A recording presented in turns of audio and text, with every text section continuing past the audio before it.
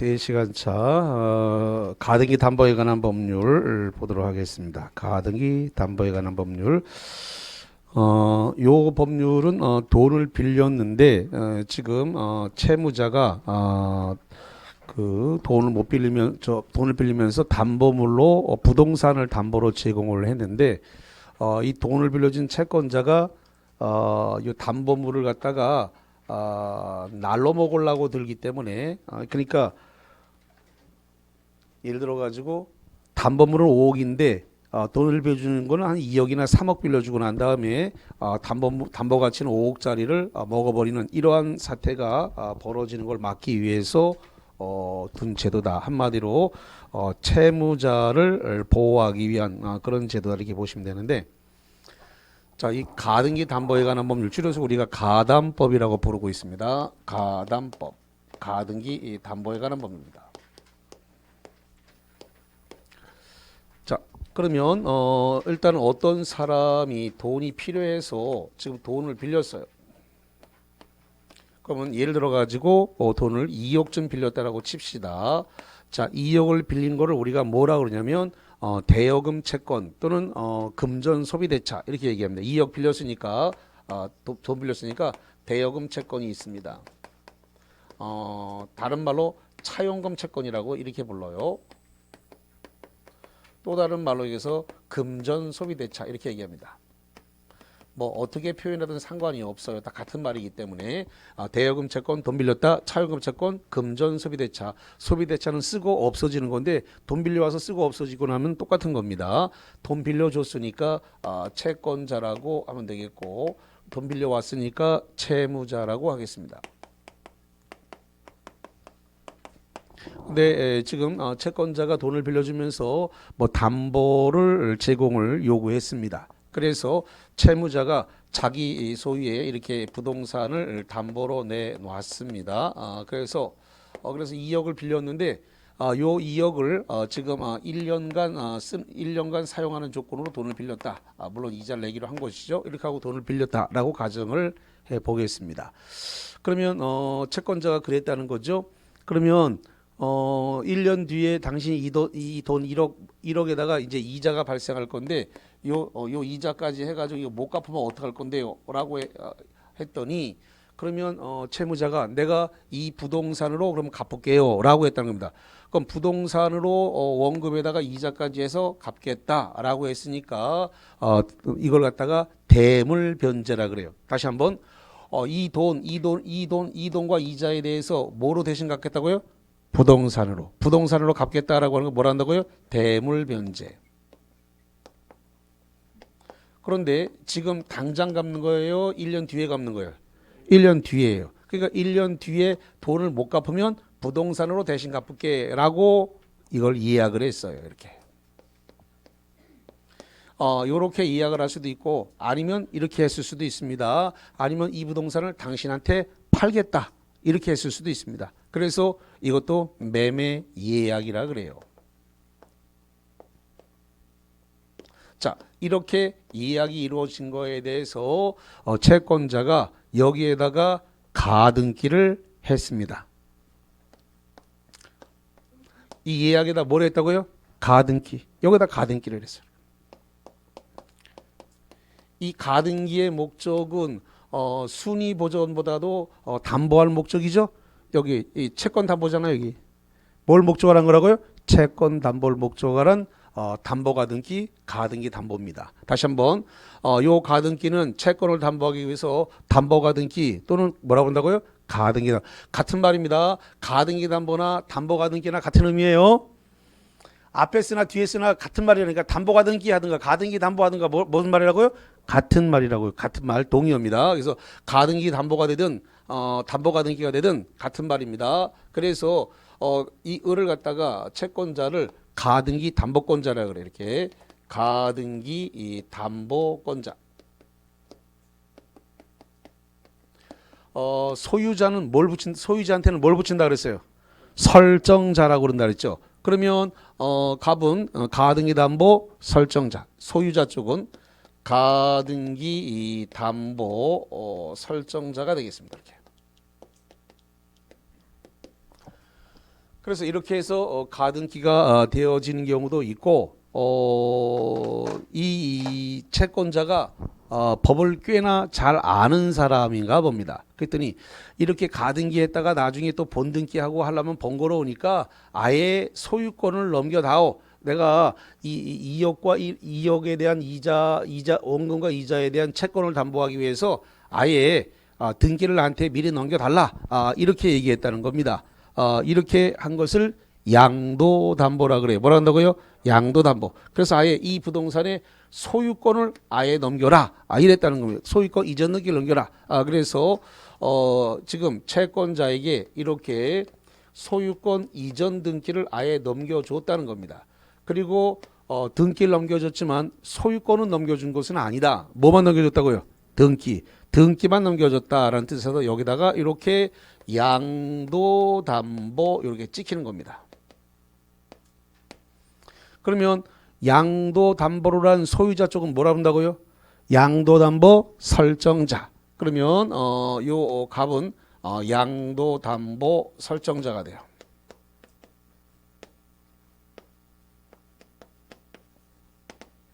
양도담보 설정자가 된다라는 겁니다. 자, 그러면 양도담보가 됐다라고 하는 말은 뭐만 넘어가냐 했더니 등기만 넘어간 것이고 소유권은 넘어왔다 안 넘어왔다? 안 넘어왔다. 양도담보의 뜻이 대한민국의 99%는 양도담보의 뜻을 몰라요. 무슨 뜻인지 몰라. 그러면 지금 이전 등기 돼서 을 앞으로 이전이 됐습니다. 을 앞으로 이전됐지만 지금 이 물건은 소유권이 지금 있다 없다? 없다. 등기만 넘어왔다. 물건은 소유권은 안 넘어온 거예요. 그러면 이 부동산에 대한 양도담보가 설정된 이 부동산에 대한 사용수익권은 누구에게 있다? 설정자한테 있다. 누구한테 있다고요? 설정자한테 있어요. 그래서 이 양도담보가 설정된 부동산에 대한 사용수익은 계속해서 설정자에게 있다. 왜? 소유권이 넘어간 것은 아니니까. 요거 잘 기억을 하셔야 되고. 그러면 이 양도담보가 설정된 부동산에 대해서 사용수익 계속 설정자인 갑이 이 부동산 사용수익 할 수 있고 임차인도 집어넣을 수 있나요? 넣을 수 있어요. 사용수익권 안에 임차인이죠. 그 다음에 전세권 넣을 수 있나요? 있어요. 다 넣을 수 있습니다. 사용수익권이 설정자한테 있으니까. 예. 그러면 이렇게 양도담보가 됐는데 이 양도담보라는 것은 대한민국의 99%가 이게 등기만 넘어간 거고 소유권이 안 넘어간 것을 99%는 모른다 그랬습니다. 아마 오늘 저한테 듣고 처음 듣고 이거 알으신 분이 아마 여기 대다수가 오늘 처음 들었을 겁니다. 그러니까 양도담보의 뜻이 뭔지 모른단 말이니까 등기가 돼 있으면 이거 을 건가 보다 이렇게 알게 돼 있다는 거죠. 그래서 소유자가 을인가 보다 등기가 되니까 양도담보라고 이게 딱 밑에 찍혀 있지만 이거는 신경도 안 쓰고 등기가 을이니까 을 건가 보다. 대부분의 사람은 이렇게 생각한다. 양도담보의 뜻을 모르니까 거기에 찍혀 있어도 그게 뭔지 확인하려고 들지도 않아. 그냥 을이 소유자가 본가 보다. 이렇게 생각을 한다는 거죠. 대부분이 다 그래. 대부분이. 그래서 을건 줄 알고 을로부터 매매를 해가지고 정이 사왔어. 제3자 정 앞으로 넘어왔고 정이 선이래요. 선이가 뭐야? 모른다. 그래서 이게 을 것이 아니고 저 갑것이라는 사실을 모르고 사왔어요. 그러면 선의의 병에게 이 양도담보가 찍혀있는 부동산이 소유권이 매매원으로 넘어오게 되면 선의는 그대로 소유권을 취득한다. 이렇게 돼 있어요. 그러면 아직 지금 아직 1년이 되지도 않았는데 중간에 자기 부동산이 소유권이 지금 정한테 3자 정한테 넘어가 버린 거죠. 넘어갈 소유권 취득해버린 상태예요. 이렇게 됐을 때 양도담보 설정자는 양도담보권자인 이 을을 상대로 손해배상을 청구할 수 있다. 이렇게 돼 있다는 거예요. 예. 조금 이따 다 문제로 나와. 내가 미리 예고하지만 아, 괜찮아요. 너무 심하게 받아들이지 말고 5, 6월에 또 할 거고 7, 8월에 또 할 거고 9, 10월에 또 할 거고 기출문제 들을 거고 하니까 기출문제가 여기 계속 많이 나오니까 그러면 풀고 나면 괜찮아져요. 처음 들었을 때가 어려워. 두 번 듣고 세 번 듣고 네 번 들으면 괜찮아져요. 그러니까 너 겁먹지 말고 오늘 하니까 막 아이고 아이고 소리가 계속 나던데 여기 다 알고 알고 내가 들으니까 아이고 아이고 소리 나오는데 내가 강의를 할 수가 없어. 내가 가슴이 저려가지고 내가 소모직이라서 내가 다 들리는데도 내가 그 귀 막고 강의하냐고 힘들어. 그래도 어쩌대 해야지. 뭐 언제까지 기초만 할 건가? 뭐 그럴 수는 없는 거 아닌가? 그리고 처음 들을 때만 어렵지. 듣고 나서 또 정리하고 판례하고 또 반복하고 계속 들으면 괜찮아져요. 그러니까 뭐 아니 지금 당장 시험 볼 것도 아닌데 우리가 5월 달에 시험 본다고 하지만 그건 여러분들을 공부를 재촉하기 위해서 하는 소리고 실제 시험은 10월 달에 보는 거지. 아직 많이 남았습니다. 그러니까 억수로 많이 남았다 아이가. 걱정하지 마. 그걸 갖다 여러분이 좀 느긋하게 공부할까봐 그걸 재촉하기 위해서 5월달에 시험 볼 걸로 생각하고 빨리 하자 이런 것이지. 시험이야 10월에 보죠. 근데 10월에 본다고 생각하면 느긋해지기 때문에 자꾸 그 느긋해지는 걸 방지하기 위해서 5월에 본다라고 하고 좀 당겨서 공부하자 이런 것이거든요. 예. 자, 다음에 기출문제 할 때 제가 이것도 다시 그려서 다시 갈 거니까 그때 다시 듣고 또 하면 괜찮아요. 두 번 듣고 세 번 들으면 훨씬 더 낫습니다. 자, 그래서 이렇게 됐고, 자, 그러면 일단 첫 번째 가등기 담보법이 적용되려 그러면 첫 번째 돈을 빌려라. 다시 한번 뭘 빌려라고요? 돈을 안 빌리게 되면은 가등기 담보법은 적용되지 않습니다. 돈을 안 빌리게 되면 가등기 담보법은 적용되지 않아요. 이것도 굉장히 조심해. 자, 그럼 얘기해 볼게요. 자, 매매대금, 그다음에 권리금이라든가 보증금이라든가 그다음에 물품대금.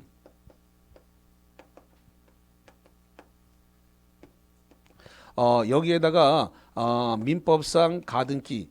지금 우리가 보는 건 가등기 담보법입니다. 그래서 가등기 담보에 관한 우리 특별법을 좀 얘기하는 거고, 지금 민법상 가등기, 특별법상의 가등기 아니라 민법상 가등기를 걸을 수 있는가라는 겁니다. 매매대금, 권리금, 보증금, 물품대금 여기다가 민법상 가등기 걸 수 있다 없다? 있다. 그래서 매매대금, 권리금, 보증금, 물품대금 다 가등기 걸 수 있어요. 그런데 여기다가 가등기 담보에 의한 가등기는 못 걸어요. 자, 여기다가 매매대금, 권리금, 보증금, 물품대금 여기다가 가등기 담보, 이 가담법상의 가등기 담보법상의 가등기는 걸 수 있어 없다? 없다. 못 걸어요. 그럼 이 가등기는 걸 수 있는데 왜 이 가등기는 못 걸을까? 아하! 저 옆에다 정신 널쩍나 봐라 좀. 정신 떨어져 나는데 봐 좀 제발. 첫 번째 요건이 뭐라 했나? 돈을 빌려라. 돈 안 빌렸잖아 이거. 강의 실컷 듣고 책 실컷 봐봐야 아무 소용없어. 문제 못 맞춰 그렇게 해가지고. 가담법 적용되는 첫 번째 요건이 뭐라고? 돈 빌려야 돼. 자, 여기 매매대금, 권리금, 보증금, 물품 돈 빌렸다 안 빌렸다? 안 빌렸어요. 돈을 빌려야 돼. 돈을 빌려서 차용을 해와서 대여금 여기 돈을 빌려 대여금, 차용금, 금전금 돈을 빌려야만 이 법이 적용된다고. 여기다가 민법상 가등기는 다 걸 수 있다 없다? 있다. 민법상 가등기는 다 걸 수 있지만 가등기 담보법에 의한 특별법에 의한 가등기는 걸 수가 없다. 왜? 돈을 안 빌렸으니까 못 걸어요. 그러니까 가등기 담보에 관한 법률에 의한 가등기를 걸라 그러면 전부 다 일단 뭘 해야 된다? 첫 번째 요건이 돈 빌려라. 돈 안 빌리면 가등기 담보법에 의한 가등기 못 걸어요. 민법상 가등기는 걸 수 있어도 가등기 담보법에 의한 가등기는 못 건다. 두 번째 원금과 이자의 합산 금액이 담보부동산의 가치보다 작아야 돼. 그러니까 여기 담보부동산의 가치가 예를 들어서 5억이다. 그럼 이거 이자까지 해서 이거 이자 1억이라고 치고 합하니까 3억. 그러면 어떤 게 커요? 담보 가치가 크죠. 그럼 부동호가 이렇게 돼야 돼요. 이렇게 됐을 때만 가등기 담보법이 적용됩니다. 그럼 뒤집어 가지고 요게 지금 3억인데 이 부동산의 가치는 2억 5천이다. 그럼 부동호가 반대로 되겠죠. 그럴 때는 가담법은 적용되지 않는다. 이렇게 되는 거예요. 그래서 두 번째 요건이 담보 가치가 이자와 원금과 이자를 합친 금액보다 담보 가치가 커야만 가담법이 적용됩니다. 가등기 담보법이 적용돼요. 작으면 채권자가 자산 사업하는 거니까 그럴 때는 깡패가 손해 보는 거예요. 그러니까 그건 보호할 필요가 있다 없다? 없다. 그러니까 이거 5억짜리를 3억 주고 날로 2억이나 차익이 생기는데 그걸 날로 먹으니까 이걸 날로 못 먹게 거스름 돈 주고 청산금 주고 받아가라. 이걸 가져가고 싶으면 그래서 이 깍두기가 이걸 그냥 날로 못 먹게 만든 법이다 이 말이에요. 이거. 그러니까 이걸 지금 원금 2억에다가 이자 1억 이거 너무 세네. 자우지가 그래서 3억이라고 치고 그래도 부동산 가치가 5억이면 2억이라는 거스름돈을 주고 가야지 그냥 이거 그냥 날로 못 먹게 만든 법이다. 그렇기 때문에 이자와 원금 합해가지고 담보 가치가 더 클 때만 적용되고 부동호가 반대로 돼 있어서 이게 3억인데 이게 2억 5천이다. 그러면 담보 가치가 적으니까 이럴 때는 가담법을 적용할 필요가 없다. 왜? 이럴 땐 깍두기가 손해나는 거니까 국가가 거기는 간섭하지 않겠다. 자산 사업하겠다는데 그걸 왜 국가가 간섭을 해? 국가가 간섭할 이유가 전혀 없어요. 그래서 자 논점을 놓치면 안 됩니다. 첫 번째 돈 빌려야 된다. 두 번째 담보 가치가 커야 된다. 그 다음에 전저질에는 적용하지 않는다. 자, 전저질은 적용 없다. 전이 전세권, 저당권, 질권인데 이 전저질에는 가담법이 적용되지 않는다. 전이 뭐라고요? 전세권, 저당권, 질권에는 가등기 담보법, 전저질에는 가담법이 적용되지 않는다. 이렇게 정리를 하겠습니다. 자, 그 다음에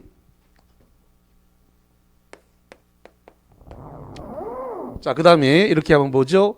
지금 그 1년이라는 시간이 됐습니다. 근데 만약에 채무자가 변제를 안 하더란 말이지. 그러니까 변제를 안 했을 때 그러면은 이 채권자는 둘 중에 하나를 선택할 수가 있다는 겁니다. 뭘 선택할 거냐 그랬더니 귀속 청산을 선택할 수 있고 또 하나는 경매를 신청할 수가 있다라는 겁니다. 그러니까 둘 중에 하나를 선택할 수가 있는데 무엇은 선택할 수 없냐면 처분 청산은 허용되지 않습니다. 자, 다시 합니다. 채권자가 뭐는 선택하지 못한다고요? 처분 청산. 처분 청산은 허용하지 않습니다. 자, 처분 청산이란 말이 뭐냐면 이 부동산을 시중에 팔아서 그 대금을 나누는 방식을 처분 청산이라 그래요. 이건 허용한다 안 한다? 안 한다. 그래서 이 처분 청산을 다른 말로 이야기해서 유저당이라 그래요. 뭐라고 한다고요? 유저당. 처분 청산에 해당되는 유저당은 허용되지 않는다. 그러면 귀속 청산은 뭐냐? 자, 귀속 청산은 이 부동산을 들고 오기 위해서 채권자가 자기 주머니 돈을 가지고 2억 거스름 돈 내주고 그 다음에 선순위가 있으면 선순위 주고 후순위가 있으면 후순위 주고 다 자기 돈 가지고 다 이렇게 계산할 수 있으면 그건 귀속 청산을 하는 겁니다. 그래서 자기 돈 들여다가 다 계산을 선순위와 후순위 다 돈 나눠주는 거 이건 뭐라 한다고요? 귀속 청산 이렇게 하든가 아니면 돈이 없으면은 법원에다 경매를 맡겨서 경매에서 나온 대가를 나누는 것이 바로 경매 신청입니다. 근데 만약에 경매를 신청하면 이것은 민사 집행법으로 넘어가게 돼요. 뭐로 넘어간다고요? 민사 집행법으로 넘어가고 민사 집행법으로 넘어가게 되면 이것은 법원 관할이 됩니다. 이렇게 되면 이것은 만약에 경매를 신청하게 되면 법원 관할이 되니까 가등기 담보에 관한 법률은 적용되지 않습니다. 그럼 가등기 담보법이 적용되려 그러면 귀속 청산을 선택했을 때만 가등기 담보법이 적용됩니다. 다시 한번 뭐를 선택해야만 가등기 담보법이 적용된다고요? 귀속 청산을 선택했을 때 한해서만 가등기 담보법이 적용된다라는 겁니다. 만약에 경매를 선택을 해버리게 되면 여기 이 가등기는 뭘로 바뀌냐 그러면 저당권으로 전환됩니다. 자, 다시 말합니다. 지금 경매를 신청하면 가등기 담보가 되어 있는데 이 가등기 담보는 뭐로 바뀐다고요? 저당권으로 바뀌게 돼요. 그래서 가등기 1순위는 저당권 1순위로 그대로 같이 바뀌게 돼요. 그래서 이 가등기 담보가 2순위면 저당권 2순위로 전환됩니다. 뭐를 선택하면? 경매를 선택하는 순간 가등기는 뭐로 바뀐다고요? 저당권으로 자동으로 바뀌고 순위는 그대로 보존이 됩니다. 1순위, 1순위, 2순위, 2순위, 3순위, 3순위 그대로 순위는 보존이 되면서 저당권으로 전환이 되어진다라고 하는 거. 그럼 만약에 저당권에 의해서 경매가 들어가서 경락이 되어졌으면 저당권이 소멸하면서 가등기까지 함께 소멸한다라는 거. 가등기가 뭐로 바뀌었으니까 저당권. 그래서 저당권에서 경매가 이루어지면 저당권이 말소되면서 가등기도 다 같이 뭐다고요? 말소가 된다. 이렇게 정리하겠습니다. 처음에 들으면 이게 무슨 말인지 참 많이 힘들 겁니다. 이거 계속 몇 번 반복을 하셔야 돼요. 자, 그러면 1년 뒤에 이거 돈을 못 갚아가지고 채무자가 돈을 못 갚아서 채권자가 이거 귀속청산을 선택했다라고 해볼게요. 그래서 귀속청산에 의해서 이제 청산 절차를 진행하겠다라는 사실을 통지해야 됩니다. 청산을 진행하겠다라고 청산 진행을 갖다 한다는 사실을 통지합니다. 자, 이거를 누구에게 통지해야 되냐면 채무자 등에게 통지를 해야 돼요. 그래서 채무자에게 통지를 하고, 그다음 두 번째 물상 보증인이 있다면 물상 보증인에게도 통지를 해야 됩니다. 그다음에 만약에 공유로 돼 있다 그러면 이 공유자 전원에게 다 통지를 해야 됩니다. 그래서 청산을 진행하기 위해서 통지를 할 때는 이해관계인 요 이해관계인에게 빠뜨리지 말고 모두 통지해야 됩니다. 지금 전원에게 다 통지해야 돼요. 그래서 만약에 공유 수인으로 돼 있을 때는 그 수인에게 다 통지를 해야 되고 누구에게 빠뜨리게 되면 통지로서의 효력이 없습니다. 그래서 모두 전원 다 통지를 해야 됩니다. 자, 그 다음에 청산을 진행하겠다는 사실을 통지하면서 청산금 평가액도 함께 통지해 줘야 됩니다.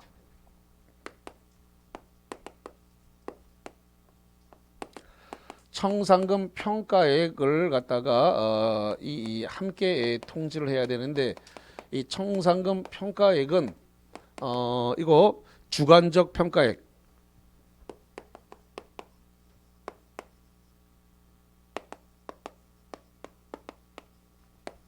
자, 주관적 평가액이 있습니다. 자, 주관적 평가액. 저기 지금 나와 있는, 객관적 평가액이 5억이라고 지금 평가가 되어 있는데, 이랬다는 거죠.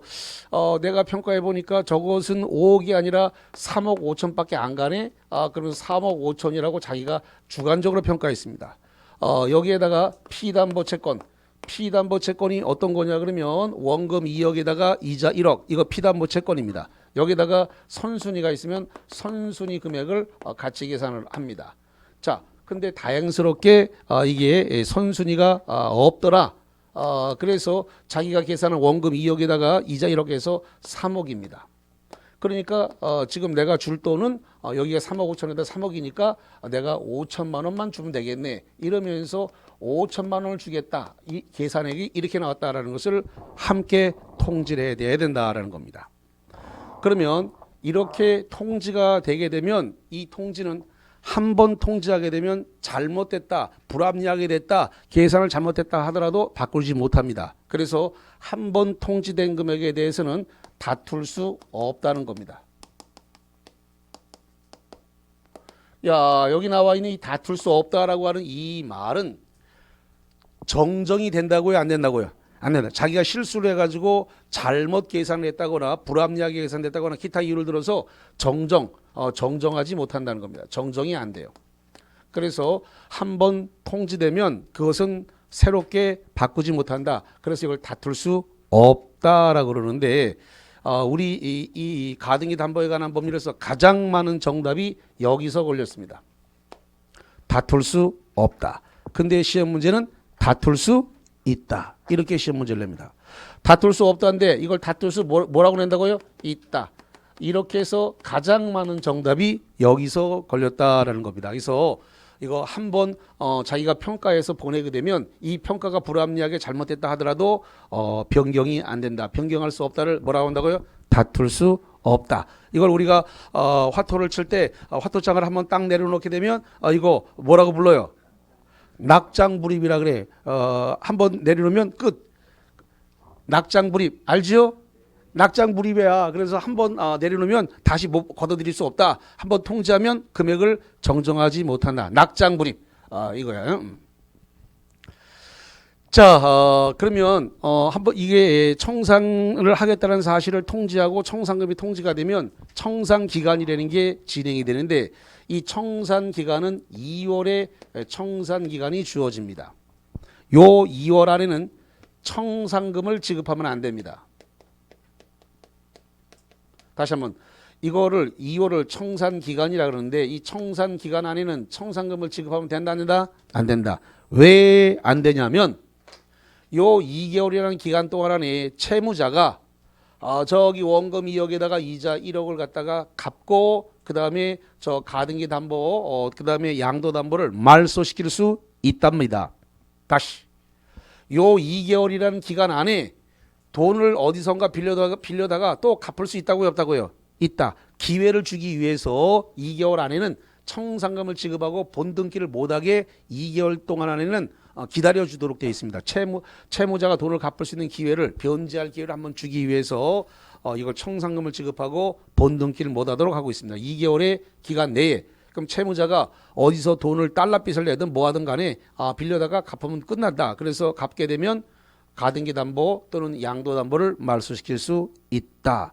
그래서 그 기간을 한번 줬는데 요 기간 안에 만약에 그럼 요 기간이라는 것은 청산 기간이라고 하겠죠. 청산 기간 내에 만약에 후순위 권리자가 있더라. 자, 이렇게 해보죠. 저기 지금 채무자가 내놓은 부동산이 가치가 지금 5억이라고 되어 있습니다. 저기 평가된 금액이 얼마로 되어 있다고요? 5억. 그럼 이자 원금이 2억에다가 이자 1억 하니까 3억. 그럼 저 부동산 아직 2억의 여유가 있죠? 2억에 지금 여유가 있네. 그래서 새마을 금고라든가 뭐 신협 같은 데서 5천만 원을 빌려줬습니다. 그러면 가등기 담보 뒤에 돈을 빌려줬으니까 후순위가 됐죠? 가등기 담보도 등기니까 등기된 이후에 들어왔으니까 뭐가 된다고요? 후순위. 5천만 원을 빌려준 새마을 금고라든가 신협이 5천만 원을 빌려줬으니까 후순위 권리자가 되는 겁니다. 이 후순위 권리자가 뭐야 저거 5억으로 평가해가지고 내가 5천만 원 빌려줬는데 이거 객관적 평가액이 이거 잘못된 건데 이거 이래가지고 청산기간 내에 후순위 권리자의 변제기가 도래하기 전이라도 이 후순위 권리자의 변제기 도래 전이라도 경매를 신청할 수 있다는 겁니다. 이게 지금 두 번째로 시험 문제의 정답이 많이 나오는 내용입니다. 가장 많은 정답이 걸린 건 이거 다툴 수 없다. 낙장불입에 대해서 두 번째 경매 신청할 수 있다. 언제까지 경매 신청할 수 있다? 청산기간 내. 청산기간이 얼마라고요? 2월. 2월이라는 청산기간 내에 후순위 권리자의 변제기가 도래했다 안 했다? 여기 전이라고 돼 있잖아요. 이거 시험 문제 전이를 후로 바꿔. 여기 지금 두 번째로 많은데 전을 후로 바꿔서 냈단 말이에요. 변제기 도래 후 틀렸단 말이에요. 후가 아니라 뭐라고 변제기 뭐라고요? 도래 전. 전을 후라고 바꾼다고 후라고. 또 변제기 도래 전이라도 경매를 신청할 수 있다 없다? 있다. 왜 채권자의 계산이 잘못됐으니까 정당하게 한번 법원으로부터 한번 경매를 받아보자. 이래서 할 수가 있다는 겁니다. 자, 그 다음에 청산금이 지급이 이 청산금 지급은 이제 채권자가 한 거죠. 채권자가 청산기간 끝났어요. 2개월이 지나고 난 다음에 이 채권자가 청산금을 지급하고 여기에 따라서 본등기를 하고 본등기에 따르는 소유권 이전 등기를 할 수 있다. 이런 겁니다. 이렇게 청산금을 지급하고 본등기, 소유권 이전 등기를 할 수가 있다. 이렇게 되네. 자, 이렇게 해서 가등기 담보에 관한 법률 일단 체계를 세웠습니다. 자, 그 정도 본 상태에서 오늘 프린트물 1번 문제를 한번 풀어봅니다. 자, 보겠습니다. 1번. 가등기 담보 등에 관한 법률에 따른 설명으로 틀린 것은 다툼이 있으면 판례에 따르는데 1번 부동산을 채권 담보의 목적으로 박스 칩니다. 채권 담보의 목적. 채권 담보의 목적으로 양도한 경우 양도 동그라미 특별한 사정이 없는 한 목적물에 대한 사용 수익권은 담보 설정자에게 있다. 자, 1번을 뭐라고 부를까요? 거기 다 양도담보란 말이 들었네. 거기 지금 동그라미 못 쳤어. 양도. 그 다음에 채권 담보 합치니까 뭐가 되세요? 양도담보. 그 지문 안에 다 들었어. 지문 안에. 그래서 그걸 1번은 뭐라 한다고요? 양도담보. 그럼 양도담보를 했으면 사용수익권은 누구에게 있다? 양도담보 누구에게 있다? 설정자. 그 1번 담보 설정자에 있다. 맞잖아. 그러니까 1번 지문. 지문 보고도 뭔 소리인지 아마 상당히 몰랐을 거야. 아마 이제 설명 들으니까 그거구나 하면 눈이 번쩍 뜰 거야 아마. 자, 두 번째. 양도담보권자가 박스 양도담보권자. 자, 이 양도담보권자를 박스 쳤는데 이거는 채권자다 채무자다. 자, 여기 봐.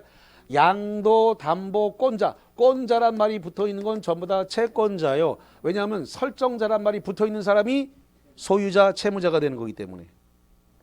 그래서 양도담보권자는 채권자예요. 양도담보권자가 담보 목적 부동산에 대하여 동법의 소정의 청산 절차를 거치지 아니한 채 슬러시 자릅니다. 소유권을 갖다가 이전을 했을 때 선의의 제3자는 소유권을 확정적으로 취득한다. 자, 이겁니다. 지금 양도담보권자가 청산 절차, 이 청산 절차를 거치지 않은 상태에서 제3자에게 팔아먹었다. 그런데 3자가 선이다. 그러면 소유권이 넘어와 버렸으니까 3자는 소유권을 취득한다 못한다? 한다. 완벽한 권리 취득하는 거예요. 다만 이거 아직 청산 기간이 안 끝났는데 팔아먹었으니까 양도담보 설정자는 양도담보권자에게 손해배상을 청구할 수 있다. 자, 그 다음에 3번 대물변제 예약 박스 대물변제 예약. 대물변제 예약 당시의 담보물 가액이 차용액 담보물 가액이 슬러시 자릅니다. 가액이 차용액 및 이에 붙인 이자의 합산액에 못 미친다. 뭐가 못 미친다? 담보물 가액이 이 원금과 이자에게 합산액에 미치지 못하는 경우에 이 법이 적용되지 못한다. 맞이 들려요? 이게 이 부등호가 반대로 돼 있다는 소리죠. 원금과 이자를 합산하는 금액이 담보물 가치액에 미치지 못한다. 그럼 부등호가 반대로 돼 있다는 소리니까 그렇게 하면 가담법은 적용되지 않는다. 자, 네 번째. 청산금의 평가액을 통지한 후 동그라미. 후에라도 채권자는 청산금의 평가액 자체가 불합리하게 선정되었음을 증명해서 액수를 다툴 수 있다. 다툴 수 있다 없다? 없다. 가장 많은 정답 걸렸다 그랬습니다. 다툴 수 있다가 아니라 없다. 있다 그랬으니까 낙장 불입인데 화토장 다시 걷어들였다는 소리잖아 이거. 안 돼. 이거는 불문율을 깨트린 거야 이거. 낙장 불입인데. 그래서 4번이 틀렸고 그게 정답이에요. 참 쉽죠? 쉽잖요. 자, 5번. 가등기 담보권의 실행 통지의 상대방이 수인인 경우 수인 박스 여러 명이라는 소리야. 통지의 대상명이 대상자가 여러 명이다. 수인이다. 수인인 경우 그들 모두에게 박스 모두에게 실행 통지를 하여야 하고 슬러시 자릅니다. 일부에 대해서 통지가 누락되면 통지로 효력이 발생하지 않는다. 여기 보세요. 청산 진행 통지를 해야 되는데 이해관계가 있다면 채무자, 물상무, 공인, 수인이 있다. 전원에게 모두에게 통지라고 돼 있죠. 모두에게 해야 되는데 누락되면 통지로 효력이 있다 없다? 없다. 그럼 청산 절차는 진행되지 않아. 이월이라는 기간은 진행되지 않아요. 왜냐하면 무효이기 때문에. 그래서 누구라도 한 사람에게라도 빠뜨리면 안 돼요. 그래서 모두에게 통지해야 됩니다. 모두에게 싸그리 다. 그래서 전원에게 다 통지해야 돼. 빠뜨리지 말고. 그래서 수인인 경우에 그 수인 모두에게 통지를 해야 되고 일부가 누락되면 통지로 효력이 발생하지 않는다. 그럼 2개월의 실행 통지 기간은 진행되지 않는 거예요. 그래서 맞다라는 겁니다. 자, 그 정도 하고요. 그 다음에 뭘 볼 거냐면은 부동산 실권리자 명의 등기에 관한 법률을 보겠습니다. 집합건물법은 좀 이따가 하고요. 저기부터 먼저 하겠습니다. 부동산 실권리자 명의 등기에 관한 법률 실명법을 먼저 하겠습니다.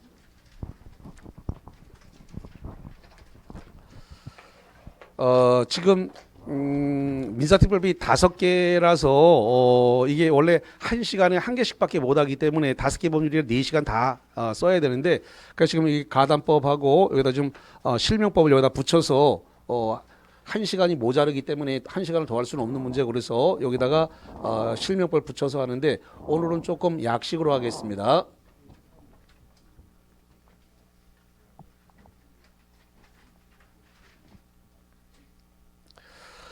자, 그래서 부동산 실권리자 명의 등기에 관한 법률 줄여서 실명법이 되겠습니다. 자, 실명법이 도입된 이유는 뭐냐면 부동산이 고위공직자가 자기 명의로 등기를 해놓으면 사회 지탄이라든가 비난을 받을 것 같으니까 이걸 갖다가 남의 이름으로 부동산을 사가지고 등기를 해놓는 경우다. 요즘 LH 사태에서 알 수 있듯이 내부 정보를 이용해 가지고 자기 이름으로 사놓지는 않고 분명히 부인이나 친인척 명의로 사놨을 가능성이 큽니다. 그런 건 다 조사하면 다 나오는데. 그래서 그렇게 본인 명의로 사놓지 않고 타인 명의로 살았을 때 타인이 그 부동산을 팔아먹으면 찾아올 수 있다 없다? 없다. 이렇게 만들어 놓은 겁니다. 그러니까 남의 명의로 갖고 있지 말고 본인 명의로 갖고 있어라. 차명으로 갖고 있다가 차명을 갖고 있는 사람이 그걸 자기 이름으로 돼 있으니까 팔아먹어도 대항할 수 있다 없다? 없다. 이렇게 만들어 놓은 겁니다. 그러니까 그 명의를 지금 빌려준 사람이 지 이름으로 돼 있으니까 팔아먹어도 아무 소리 못하도록 이렇게 손해배상 청구도 못하고 돈 달라고도 못하도록 이렇게 다 만들어놨다. 그러니까 본인 입으로 해놔라, 이런 이야기가 되겠습니다. 자, 그래서 실명제가 도입된, 토지 실명제가 도입된 그런 상태인데, 자, 일단은 우리 시험 문제에 출제가 되는 것은 둘 중에 하나가 일반적으로 나옵니다. 뭐냐면 삼자간 명의신탁과 계약 명의신탁, 이게 출제가 되는데, 자, 일단 한번 보겠습니다.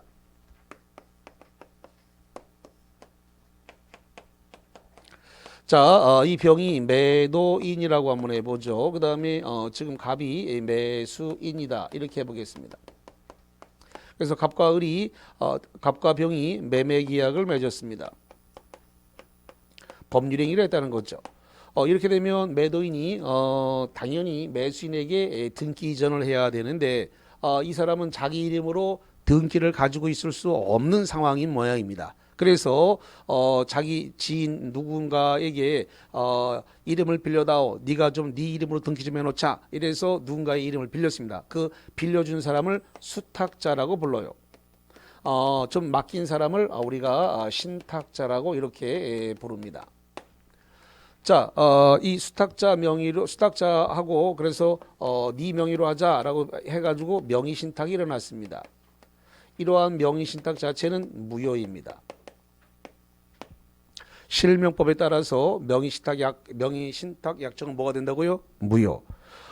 그래서 지금 매수인은 매도인한테 부탁을 해서 내 이름으로 지금 등기를 할 수 없으니까 신탁자 앞으로 등기를 넘겨주세요. 을 앞으로 등기 넘겨주세요. 이렇게 부탁을 해서 매도인이 매수인에게 이렇게 소유권 이전 등기를 해 주었습니다. 자, 그럼 여기서 이제 시험 문제가 나올 때 이 현 상태에서 소유자는 누구인가? 이렇게 물어봅니다. 자, 소유자는 누구입니까? 병이 소유자입니다. 누가 소유자라고요? 병. 지금 을한테 등기를 넘겼다 하더라도 이 등기는 실체가 없는 등기예요.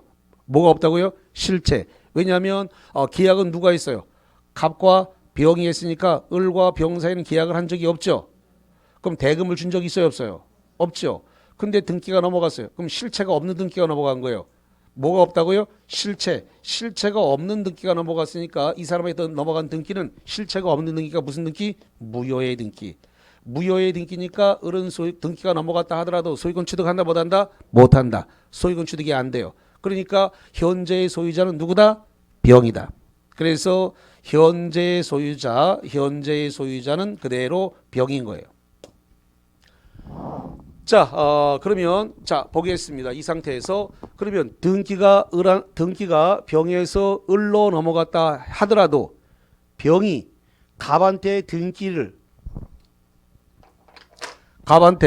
이렇게 소유권 이전 등기, 소유권 이전 등기에 해줄 의무가 소멸했다 안 했다.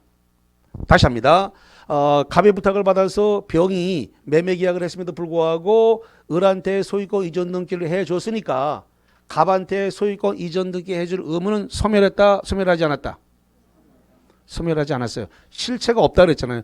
을과 병 사이에는 어떠한 계약관계가 존재한 바가 없고 대금을 받은 바가 없으므로 대금을 갑한테 받았지 을로 받은 게 아니니까 을한테 넘겨준 등기는 실체가 없는 등기로서 무효니까 원인에 따라서 등기는 갑한테 해줘야 되니까 등기가 을한테 넘어갔다 하더라도 병은 매도인 갑은 매수인 갑에게 등기 이전해 줄 의무는 소멸하지 않는다. 몇 년 살아있냐면 10년 살아있습니다. 이건 채권이기 때문에 다시 한번 등기를 넘겨줘야 될 채무가 채권이기 때문에 몇 년 살아있다고요? 10년? 10년 살아있습니다. 그래서 소멸하지 않습니다. 등기 이전 의무는 소멸하지 않는다.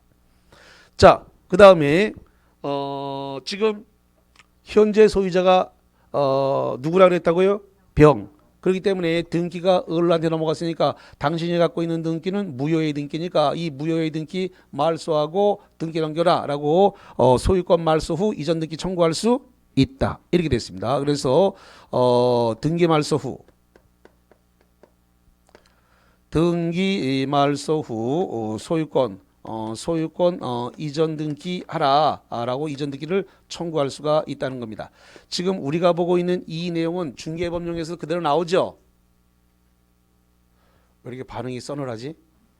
자, 민사특별법에 해당되는 주임법, 상임법, 그 다음에 여기 나와 있는 실명법은 공인중개사법 실무에서 그대로 한 문제씩 다 나옵니다. 주임법도 한 문제가 나오고요. 상임법도 한 문제가 나오고 실명법도 한 문제가 다 나와요. 이거 중개법령에 한 문제씩 다 배정이 돼요. 우리 민사특별법에 있는 내용이 중개법령 쪽에도 다 한 문제씩 다 똑같이 배정이 됩니다. 예.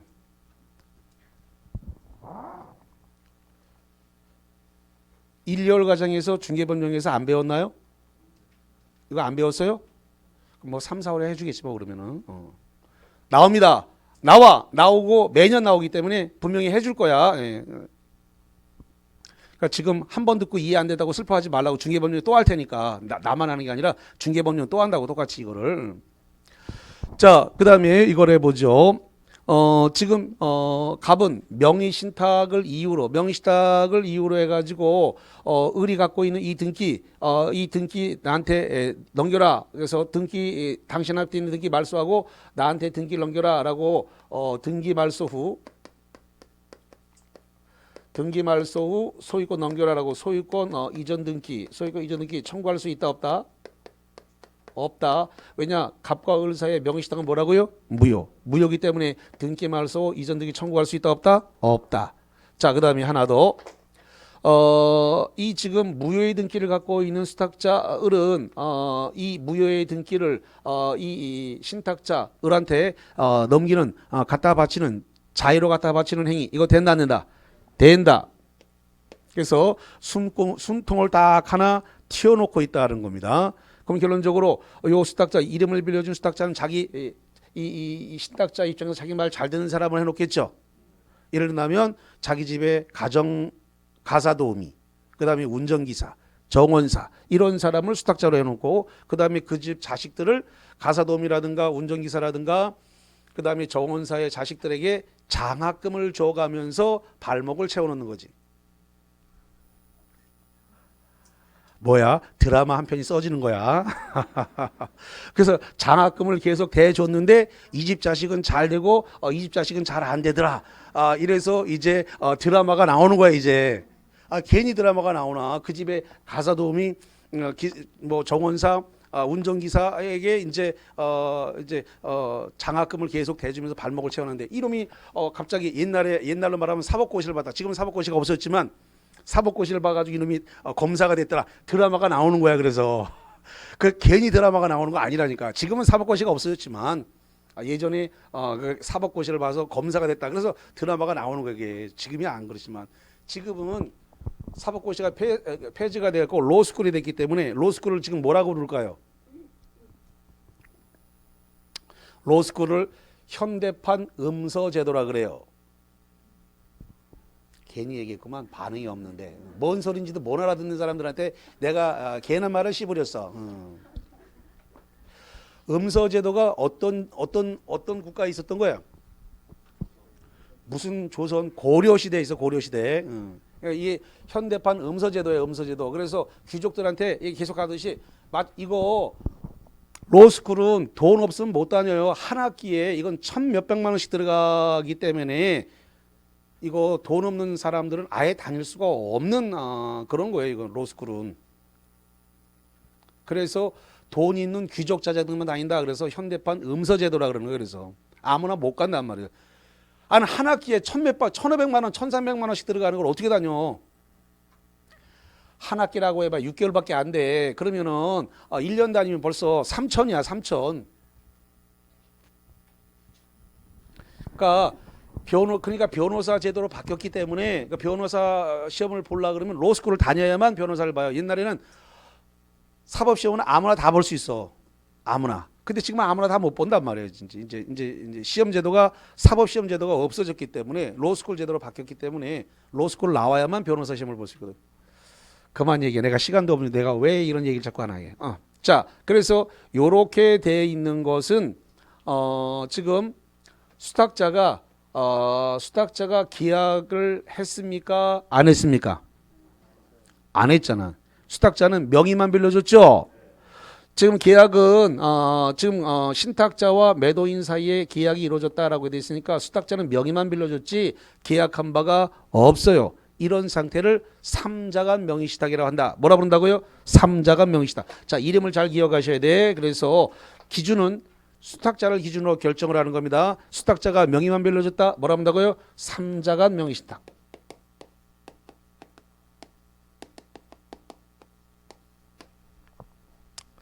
자, 그 다음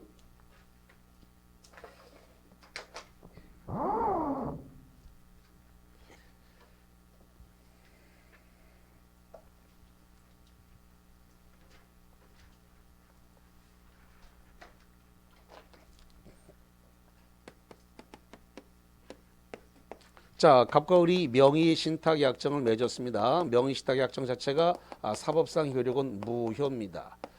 명의신탁약정을 맺으면서 내가 매수대금을 줄 테니까 이 매수대금을 가지고 가서 네 이름으로 좀 계약을 해라.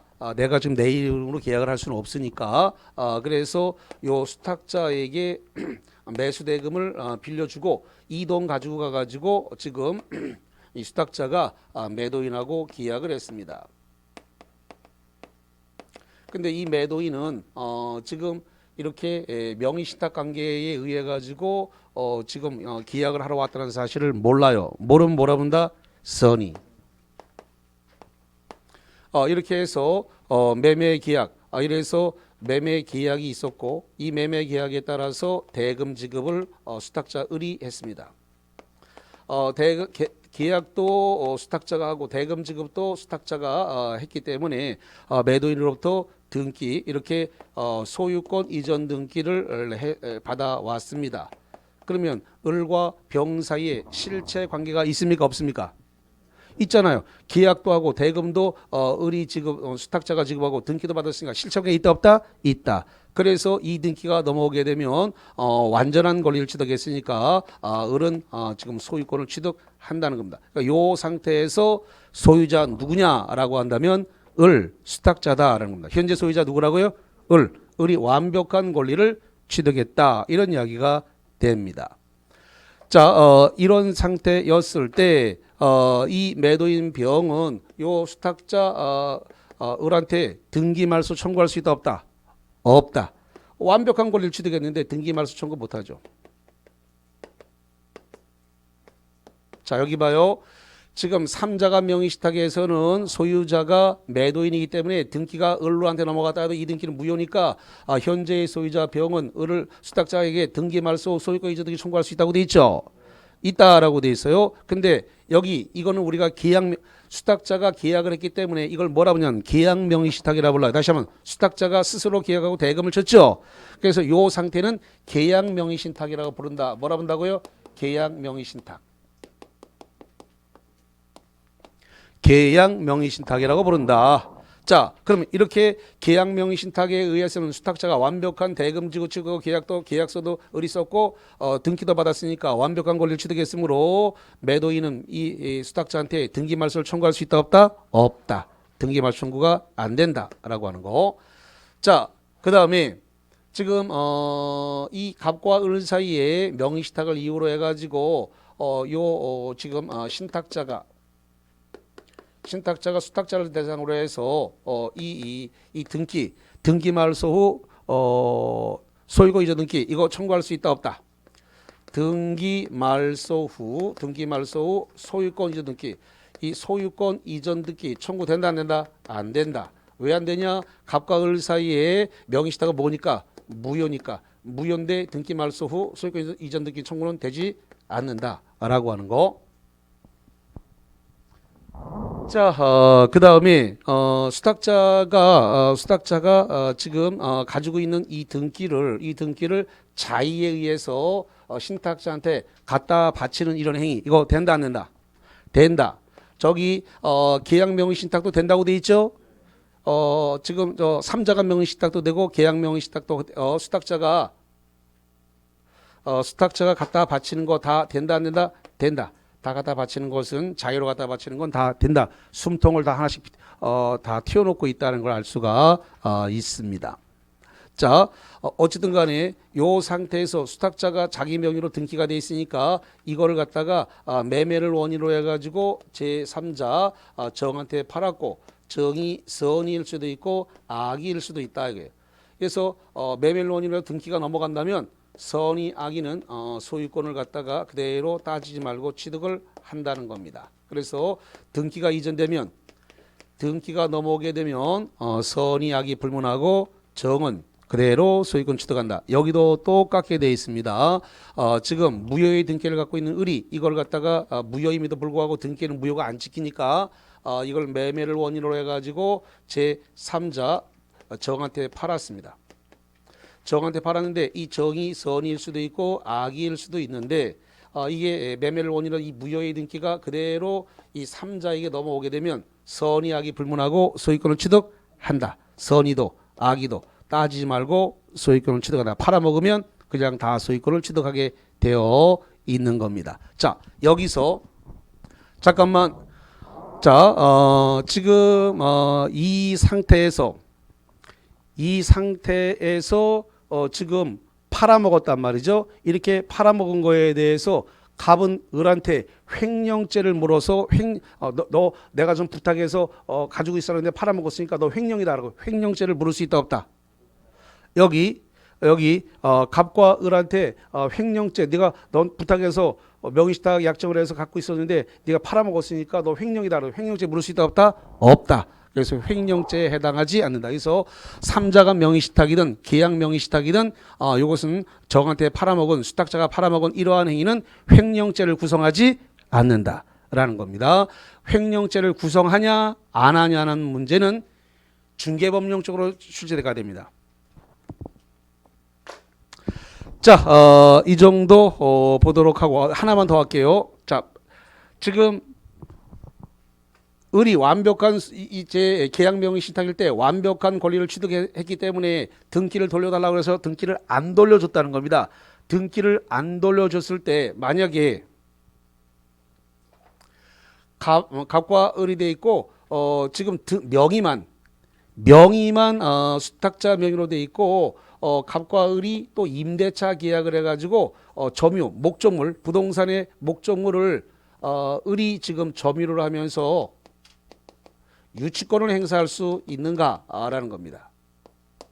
자, 그래서 이 수탁자가 등기 안 돌려준다. 그 다음에 요 매수대금을 돌려달라는데 매수대금 안 돌려줬다. 이래가지고 유치권 행사할 수 있느냐라는 문제가 기출문제로 나온 적이 있습니다. 유치권 행사 된다 안 된다? 안 된다. 유치권 행사 안 된다. 자, 제가 유치권에서 이렇게 정리를 해드린 적이 있는데 자, 들으면 금방 기억날 겁니다. 자, 유치권에서는 매매대금에 대해서 유치권 행사할 수 없다. 권리금에 대해서 유치권 행사할 수 없다. 보증금에 대해서 유치권 행사할 수 없다. 그다음에 어떤 건축 자재 대금, 건축 자재 대금에 대해서 유축을 행사할 수 없다. 이렇게 제가 쭉 써드립니다. 이렇게 XXX 이렇게 계속 이거 네 개 계속 다 써드리는데 유축을 행사가 안 돼요. 그러면 여기 지금 나와 있는 매수 대금은 매매하기 위해서 준 대금이죠. 그러니까 갑이 을한테 준 대금은 매매 대금으로 매수 대금으로 해서 매매하라고 준 대금이잖아요. 그러니까 이 대금에 대해서는 유축권 행사가 된다 안 된다? 안 되는 거예요. 그래서 유축권 행사가 안 된다라는 겁니다. 자, 그럼 프린트물 풀어봅니다. 프린트물과 관련해 가지고 7번 문제를 풀어보시죠. 7번입니다. 자, 7번 2021년 갑은 병의 토지를 매수한 뒤 친구 을과 사이에 명의시탁 약정을 맺었고 병은 갑의 부탁에 따라 직접 을에게 소유권 이전 등기를 하였다. 슬러시 자릅니다. 여기까지 읽으니까 무슨 형인가요? 3자간 명의신탁인가요? 계약 명의신탁인가요? 3자간 명의신탁이에요. 잠깐만. 3자간 명의신탁과 계약 명의신탁은 완전히 성격이 다르기 때문에 판단을 빨리 하셔야 돼요. 그래서 제가 기준은 누굴 기준으로 판단한다 그랬어요? 수탁자를 기준으로 판단한다 그랬습니다. 수탁자가 명의만 빌려준 것은 뭐라 한다고요? 계약 명의신탁이 아니라 3자간 명의신탁이고 수탁자가 스스로 수탁자가 가서 스스로 계약을 하고 대금을 주고 이렇게 한 건 뭐라 한다고요? 계약 명의. 수탁자를 기준으로 해서 수탁자가 계약을 하면 계약 명의신탁, 수탁자가 명의만 빌려주면 뭐라 한다고요? 3자간 명의신탁. 그러면 지금 7번 문제는 수탁자가 계약을 했나요? 명의만 빌려줬나요? 명의만 빌려줬잖아요. 그럼 이쪽 걸 적용해야 되는 거예요. 이게 판단이 안 쓰면 엉뚱한 걸 풀게 된단 말이에요. 이쪽 거하고 이쪽 거는 성격이 완전히 다른데 이걸 빨리 결정을 해야 돼. 그래서 지금 그 7번 문제는 명의만 빌려준 거란 말이에요. 왜? 지인하고 명의신탁 약정을 해가지고 지인 을이 명의만 빌려준 것 때문에 3자간 명의신탁이에요. 자, 그러면 1번 병의 갑에 대한 이전 등기 의무를 소멸하였다. 여기 3자간 명의신탁에서 여기 봅니다. 병이 갑에 대한 소유권 이전 등기 의무가 소멸했다 안 했다? 안 했다. 등기 이전 의무는 몇 년 살아있다? 10년. 소멸하지 않았습니다. 자, 그 다음 2번 병은 을에게 이전 등기 말소를 청구했다. 여기 봅니다. 병은 을에게 등기 말소를 청구할 수 있다 없다? 있다. 2번 답이 됐고 3번 갑은 을에게 부당이득 반환을 이유로 이전 등기를 청구할 수 있다. 여기 봅니다. 갑은 을에게 등기 말소 이전 등기 청구할 수 있다 없다? 없다. 자, 그 다음에 4번 을이 정에게 부동산을 처분했다. 7번 봐요. 을이 누구한테요? 정에게 부동산을 처분했다 하더라도 병은 을에게 불법행위로 손해배상 청구할 수 있다가 아니라 없다. 병이 을에게, 왜 병은 이미 돈 다 받았어요. 매수대금 다 받았기, 매매대금 받았기 때문에 불법행위 이유로 손해배상 청구권은 발생하지 않습니다. 5번 갑은 을에 대해서 진정명예회벌 이유로 이전등기 청구할 수 있다. 갑이 을에게 진정명예회로 소유권 이전등기 청구된다 안 된다? 안 된다. 자, 8번 문제 풀어봅니다. 자, 8번 1920년 9월 9일 X부동산을 취득하려는 갑은 여자친구 을과 명의신탁을 약정하였다. 을은 그 약정에 따라 계약 당사자로서 선의의 병으로부터 X부동산을 매수하여 자신의 명의로 등기를 한 후 갑에게 인도하였다. 잠깐만, 이 8번은 무슨 형이에요? 계약 명의신탁이네. 지금 수탁자가 신탁자의 부탁을 받아서 수탁자가 가서 계약했다라고 되어 있습니다. 그래서 거기 을이 지금 수탁자고 을은 그 약정에 따라 계약 당사자로서, 그러니까 을이 수탁자인데 계약 당사자로서 그랬으니까 계약을 누가 했다? 수탁자가 가서 했으니까 무슨 형이다? 계약 명의신탁이다. 문제를 읽으면서 빨리 판단하셔야 돼요. 그래서 문제 안에 힌트가 다 지문 안에 주어졌기 때문에. 자, 그러면 1번 갑과 을의 명의신탁은 유효하다. 여기 갑과 을의 명의신탁은 뭐라고 되어 있어요? 무효. 2번 갑은 을을 상대로 부당이득 반환으로 X부동산에 이전 청구할 수 없다. 여기 갑은 을한테 지금 등기 말소 이전 등기 청구할 수 있다 없다? 없다. 그래서 2번이 답이 됐고 3번 갑은 을에게 제공된 부동산의 매수자금 회수를 담보하기 위해서 X부동산 유축권 행사했다. 여기 요 매수대금을 회수하기 위해서 갑은 을이 점유하고 있는 이 부동산에서 유축권 행사할 수 있다 없다? 없다. 자, 그 다음에 4번 병은 특별한 사정이 없는 한 을을 명의의 등기 말소를 청구할 수 있다. 여기 봅니다. 병이 을한테 등기 말소 청구할 수 있다 없다? 없다. 자, 그 다음에 5번 을이 자의로 X부동산을 소유권을 갑에게 이전하게 하였더라도 갑은 소유권 취득하지 못한다. 을이 갑한테 자의로 X부동산을 갖다가 넘기면 소유권 취득할 수 있다 없다? 있다. 자, 여기까지 했고요. 칠판 전체를 다 지운 다음에 마지막 파트 집합 건물의 소유 및 관리에 관한 법률 가겠습니다. 쉬었다가 봅니다.